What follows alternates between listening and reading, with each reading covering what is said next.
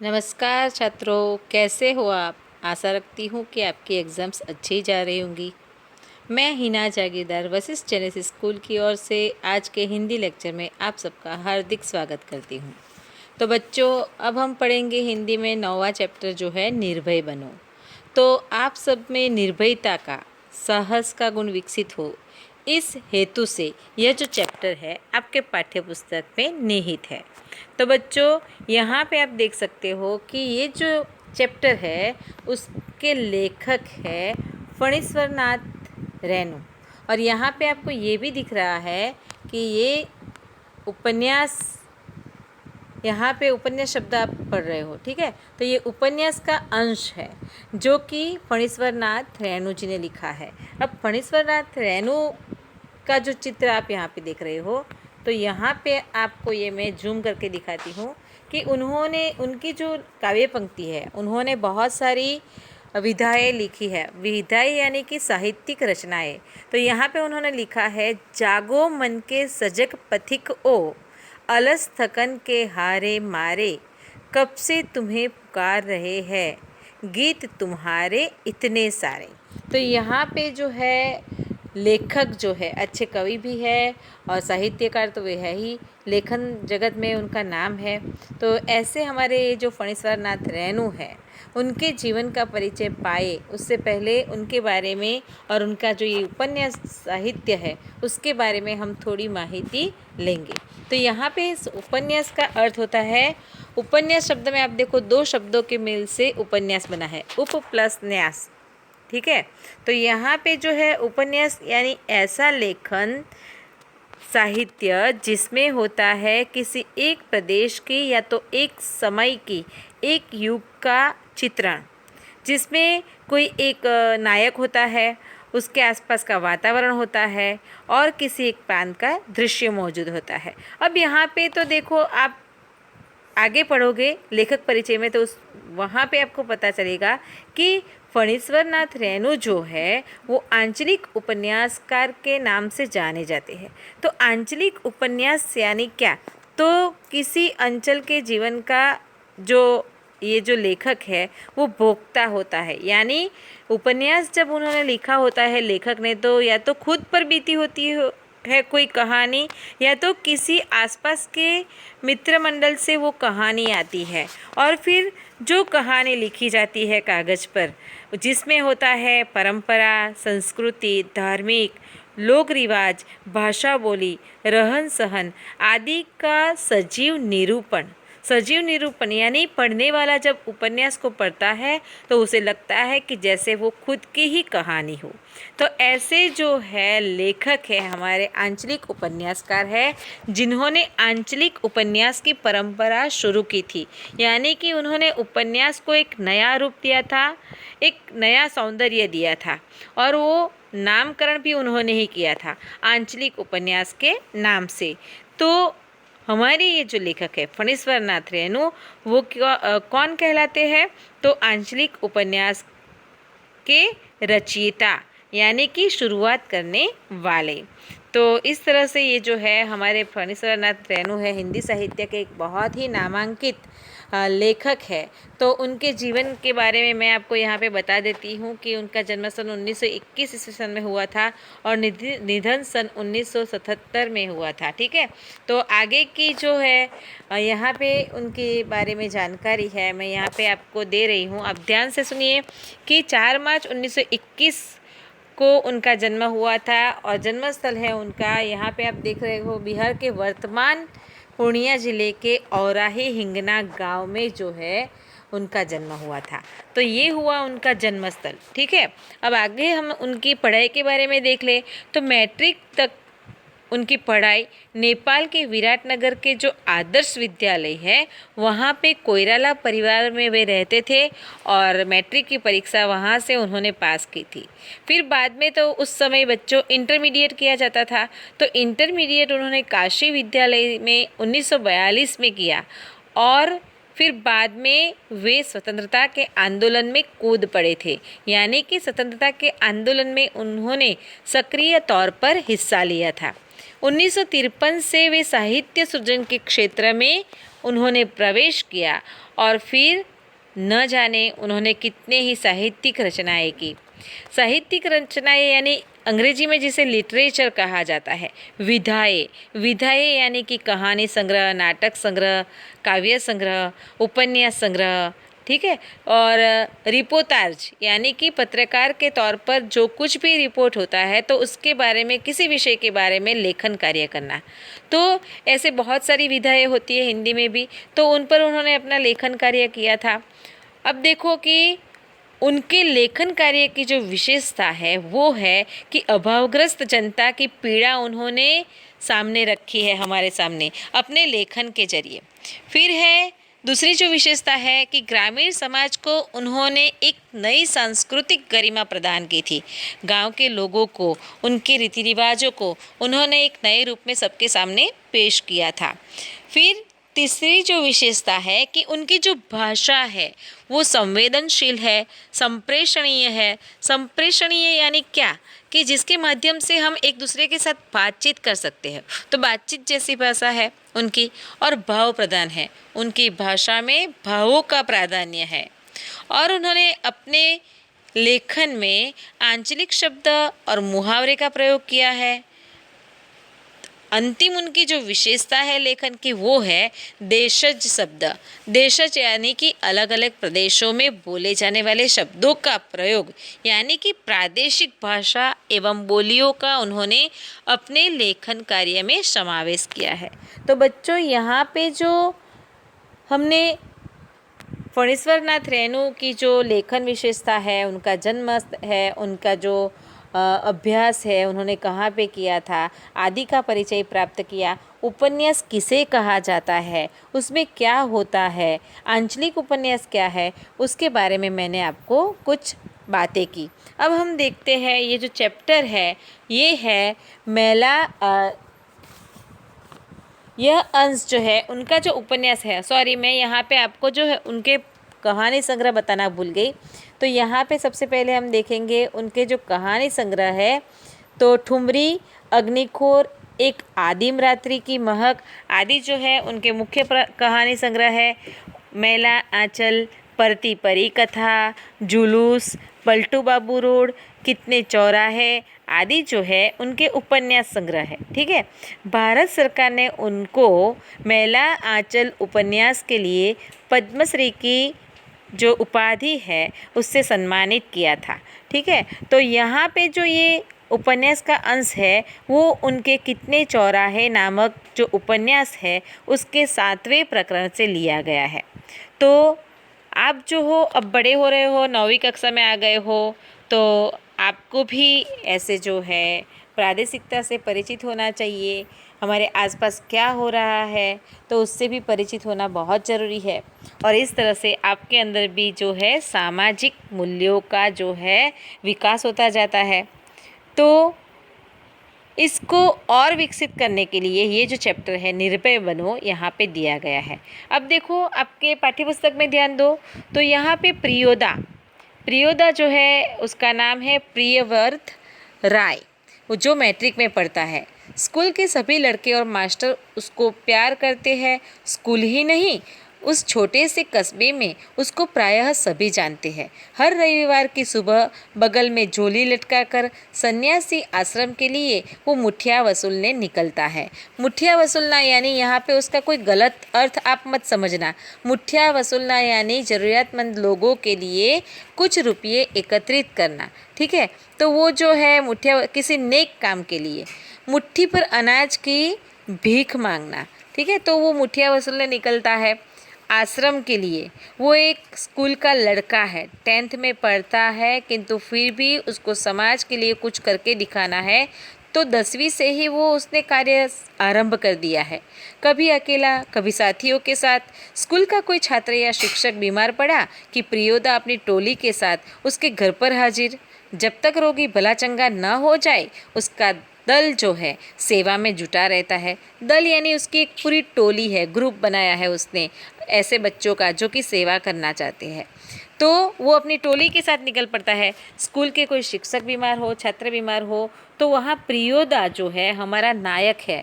इस उपन्यास का नायक कौन है? प्रियोदा। तो प्रियोदा वो निकल पड़ता है अपने दोस्तों के साथ। अब देखो, रोबी और कालू प्रियोदा के दल में है। उन लोगों ने मनमोहन को भी अपने साथ प्रियोदा के दल में शामिल कर लिया। हर शनिवार को परमान के उस पार बालूचर पर प्रियोदा के दल के सदस्य, परमान नदी का नाम है और बालूचर यानी रेती का तट, तो उस रेती के तट पर प्रियोदा के दल के सभी सदस्य स्कूल की छुट्टी के बाद जमा होते हैं। वहाँ पे इकट्ठा हो जाते हैं। खेल कूद, गाने बजाने के अलावा प्रियोदा दुनिया भर की खबर सुनाते हैं। रविवार का प्रोग्राम तय करते हैं। किसी मोहल्ले में कौन जाएगा मुठिया वसूलने, किस बीमार की सेवा करने कौन कौन जाएंगे, ये सारी बात या तो सारी जो बाबत है वो वहाँ पे तय होती है। उस दिन मनमोहन का परिचय देते हुए कालू ने कहा था, प्रियोदा, यह मोना मनमोहन खूब तेज लड़का है, क्लब का सदस्य होना चाहता है। प्रियोदा ने मनमोहन को सिर से पैर तक देखकर पूछा था, भारतवर्ष के एक ऐसे आदमी का नाम बताओ जिसे लोग भगवान का अवतार समझते हैं। अब यहाँ पे आप देख सकते हो कि यहाँ पे कुछ चित्र है। यहाँ पे गांधी जी का है, ये नदी का रेतीला पट है, फिर यहाँ पे स्वामी विवेकानंद है। ये सब जो है आप चित्र में देख सकते हो। तो प्रियोदा ने प्रश्न पूछा। देखो यहाँ पे जो है इंटरव्यू के तौर पर जो भी प्रश्न पूछे जाते हैं, वैसे ही यदि आपको भी प्रियोदा के दल का सदस्य बनना हो तो उसके जो भी प्रश्न है उसके उत्तर देने पड़ते हैं। तो यहाँ पे मनमोहन को भी उस प्रश्न के उत्तर देने पड़ रहे हैं। देखो वो बताता है कि महात्मा गांधी। आगे प्रियोदा पूछता है, ठीक है, तुम पढ़ लिख कर क्या बनना चाहते हो? प्रियोदा का दूसरा सवाल। मनमोहन चुप रहा, फिर बोला, वकील। सभी ठठाकर हंसे। ठठाकर हंसना यानी बहुत मजाकिया हंसना। लेकिन प्रियोदा गंभीर ही रहे। बोले, ठीक है, बीमार लोगों की सेवा करना जानते हो? मनमोहन कहता है, सीख लेंगे। शाबाश। यदि रोगी हैजा से पीड़ित हो तो? मनमोहन फिर से चुप रहा, क्योंकि हैजा के नाम से ही उसे डर लगने लगता है। बच्चों, हैजा यानी कॉलेरा की एक बीमारी होती है जिसमें डायरिया बहुत ज़्यादा मात्रा में हो जाते हैं रोगी को, और कभी कभी तो ऐसा लगता है कि जैसे रोगी बचेगा ही नहीं। अब तो बहुत सारी जो है हमारे पास दवाइयाँ है, इलाज है सबका, किंतु उस समय में जो है कुछ बीमारियाँ ऐसी थी कि जिसका कोई इलाज नहीं था। उस समय हैजे के नाम से ही लोग जो है डरते थे, कांपते थे। तो यहाँ पे मनमोहन भी चुप रहा। फिर आगे का प्रश्न पूछा जाता है उसे, गाना जानते हो? जी। तैरना? जी नहीं। मोना मना करता है कि मुझे तैरना नहीं आता है। प्रियोदा ने सूर्यनारायण नामक सदस्य से कहा, सूरज, मोना तैरना नहीं जानता। वो कहता है, सूरज सीख जाएगा, एक दिन उठाकर पानी में फेंक दूंगा, खुद तैरने लगेगा। सभी हंसे। सभी जो टोली के सदस्य थे वो हंसने लगते हैं। यहाँ पे आप देख सकते हो कुछ चित्र यहाँ पे जो है काल्पनिक लिए हैं, तो यहाँ पे आपको जो है थोड़ा बहुत ख्याल आए इसके हिसाब से। तो यहाँ पे इस तरह से जो है ये टोली है, तो उसमें इस तरह से सामाजिक कार्यकर्ता जो होते हैं वो भी इसी तरह से, जो प्रियोदा का दल है उसी तरह से अपना कार्य करने निकल पड़ते हैं। यहाँ पे आप देख सकते हो। तो इस तरह से सब जो है अपना कार्य, सामाजिक कार्यकर्ता है। यहाँ पे सब जो है आपको दिख रहा है, ये सब सामाजिक कार्यकर्ता है। यहाँ पे प्रियोदा के एक काल्पनिक चित्र लिया गया है, ठीक है। और यहाँ पे जो है सूरज पहलवान का भी एक काल्पनिक चित्र लिया गया है, जो कि टोली में क्या करता है, सबको तैरना सिखाता है। यानी कि बहुत ताकत वाले काम जो होते हैं, बहुत मेहनती काम होते हैं, तो वो सब जो है सूरज पहलवान करते हैं उनकी टोली में, ठीक है। तो यहाँ पे आगे चलते हैं हम कि क्या कहा गया है। सभी हंसते हैं कि फेंक दूंगा तो खुद तैरना जान जाएगा। जब सूरज ने ऐसा कहा, पहलवान ने ऐसा कहा, तब सूर्यनारायण पढ़ने में कमज़ोर है लेकिन शरीर उसका मजबूत है। रोज़ 100 दंड बैठक वो करता है। उसके साथ ही सूरज पहलवान कहते हैं उसको दल के सदस्यों को तैरना सिखलाना उसी का काम है। उस दिन सभी ने नए सदस्य मोना यानी मनमोहन से गीत सुनने की इच्छा प्रकट की। मनमोहन पहले लजाया, उसको शर्म आई, किंतु जब प्रियोदा ने आग्रह किया तो उसने खखार कर यानी करके गला साफ किया। कौन गीत गाए वो? उसने शुरू किया, राम रहीम न जुदा करो भाई, दिल को सच्चा रखना जी। गीत समाप्त होने के बाद प्रियोदा बोले, वाह बहुत मीठा गला है तुम्हारा। कालू तुम प्रभात फेरी वाले दोनों गीत मोना को सिखा देना। अब बच्चों, आपको शायद प्रभात फेरी का शब्द पता नहीं होगा, किंतु कुछ धार्मिक पंथियाँ तो आप सुनते होंगे आपके गांव में, या तो आप यदि शहर में रहते हो तो वहाँ पे शहर में बड़े सवेरे, यहाँ पे आपको चित्र दिख रहा है, बड़े सवेरे क्या करते हैं, कुछ ब्राह्मण लोग जो होते हैं वो भगवान का भजन कीर्तन करते हुए गलियों से गुजरते हैं और उनकी मीठी आवाज़, भजन की मीठी आवाज़ जो है हमारे कानों तक पहुंचती है, तो इसको प्रभात फेरी कहा जाता है। फिर कुछ ये जो आप यदि स्वाध्याय से जुड़े हो तो आपको पता होगा कि स्वाध्याय के लोग भी प्रभात फेरी करते हैं। तो यहाँ पे मोना का दल जो है, प्रियोदा का जो दल है वो भी क्या करता है, प्रभात फेरी करते हैं। और जिसको भी जो भी गाना आता है वो बड़े अच्छे से गाते हुए वो गलियों से गुजरते हैं। सूरज पश्चिम की ओर झुक गया, बालूचर पर लाली उतर आई। सूरज जब ढलता है तो उसका जो लाल रंग है वो पूरी धरती पर फैल जाता है। बालूचर यानी रेतीले तट पर भी जो है उसका प्रकाश लाल रंग का उतर आया, यानी कि शाम हो गई थी। परमान की धारा पर डूबते हुए सूरज की अंतिम किरण झिलमिलाई। पखेरु दल बांधकर बांसबन की ओर लौटने लगे। पखेरु यानी क्या, पंछी, वो भी अपने दलों में बांसबन की ओर यानी कि जंगल की ओर जाने लगे। प्रियोदा के दल के सभी सदस्य पंक्ति बांधकर लौटे। पंक्ति यानी लाइन में, कतार में वो अपने घर चलने लगे। पुल के पास एक गाड़ीवान तन्मय होकर गीत गा रहा था। भोला गरीब क दिन पहिया हरब, भोला गरीब क दिन। सूरज ने भी उसी सुर में सुर मिलाकर गाना शुरू किया। एकटा चे लोटा चल बेटा, चल तिन पनिया पी, बेत काल लोटा ले लक छिन। कृत्यानंद झा ने कहा, विद्यापति की लाचारी है। लाचारी, लाचारी, ये सब बातें करते हुए जा रहे हैं कि ट्रट ट्रट ठाएं, बालूचर के उस पार किसी ने फायर किया। गोली की आवाज़ सुनाई दी सबको। एक पखेरु बालू पर गिरकर छटपटाने लगा। एक पखेरु यानी कि पंछी जो है बालू पर गिर गया और वो तड़पने लगा। उसका जोड़ा विकल होकर बहुत देर तक रोता रहा। उसके साथ जो पंछी दूसरा उड़ रहा था वो रोता रहा।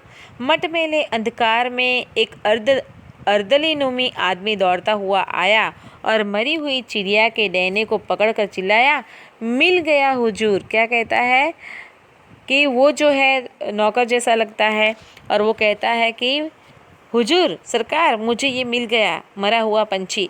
इब्राहिम बोला, सब डिप्टी साहब का अर्दली है साला, भारी खचड़ा है।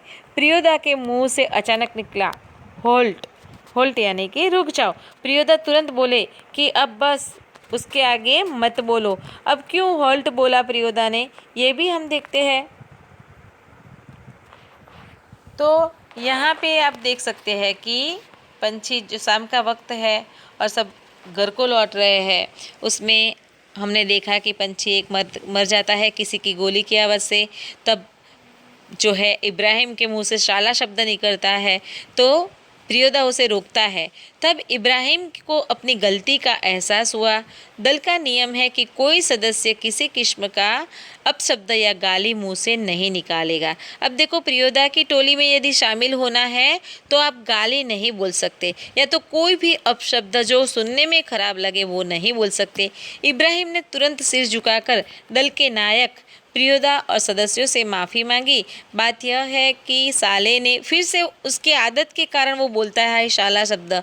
सभी हंसते हैं।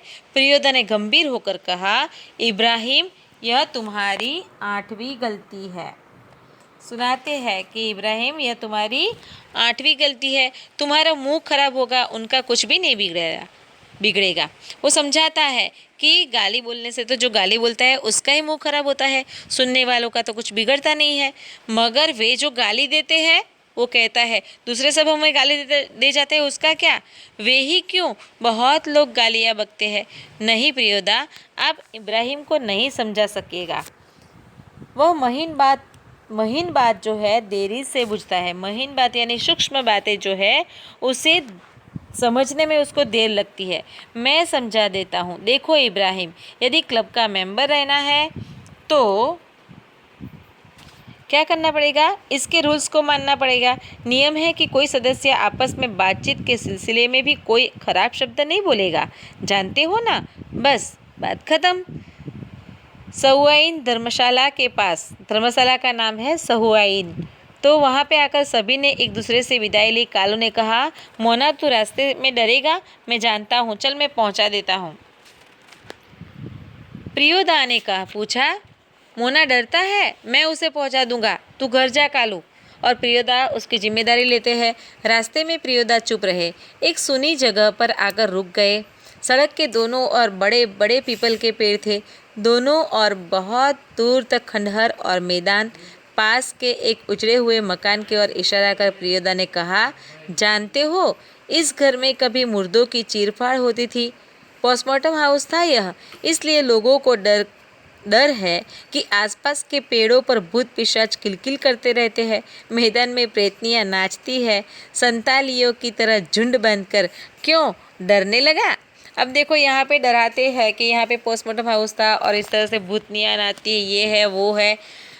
फिर कहते हैं, अकेले यहाँ आ सकते हो? तो मोना कहता है, जी नहीं।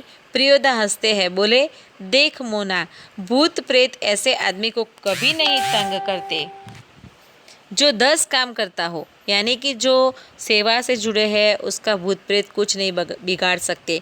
तुम्हारी उम्र में मैं भी डरता था। मेरे गुरु महाजन ने मुझसे हंसकर कहा कि 10 का काम करने वाला तो खुद भूत होता है। यानी कि जो सेवा भावी है तो वो तो खुद भूत होते हैं। हमारे दल के सभी सदस्य कैसे हैं? भूत के समान है, क्योंकि वो 10 काम करते हैं, एक काम नहीं करते हैं।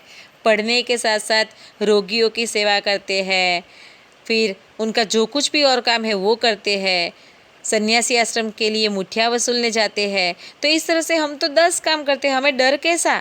चलो शुरू करो। तो वह गाना राम रहीम आप शुरू करो। मोना को वो समझाते हैं कि तुम गीत गाना शुरू करो तो डर अपने आप भाग जाएगा। और मनमोहन भी गाने लगा, राम रहीम न जुदा करो भाई, दिल को सच्चा रखना जी। ई हो जाता है उससे, यानी कि मन में जो थोड़ा बहुत डर था तो डर के मारे जो है उसका गाना थोड़ा लंबा हो जाता है। तो बच्चों, यहाँ पे आपने प्रियोदा का जो है पात्र परिचय लिया कि प्रियोदा जो है एक बहुत ही नेक बच्चा है, अच्छा बच्चा है, सेवाभावी है और दूसरे बच्चों को भी जो है वो अपने ही जैसा बनाना चाहता है। यानी कि वो एक स्वस्थ समाज की रचना करना चाहता है। निर्भय तो वो है ही, साथ साथ वो सेवाभावी भी है, दूसरों की सेवा करना चाहता है। तो इस चैप्टर के ज़रिए आपने भी बहुत कुछ सीखा होगा। बहुत कुछ ऐसी बातें हैं कि जो यहाँ पे हमें अच्छे से सीखने जैसी है। तो आपके चैप्टर में भी शब्दार्थ और मुहावरे हैं, अपनी नोटबुक में लिख लीजिएगा। इस चैप्टर को अच्छे से समझ लेना और अपनी एग्ज़ाम्स की अच्छी तैयारी करना। आपके बाकी के पेपर्स के लिए मेरी ओर से आपको best of luck, all the best. यहाँ पे ये वीडियो जो है अब ख़त्म होता है। बच्चों, फिर से मिलेंगे नए वीडियो के साथ, तब तक के लिए बाय, सी यू।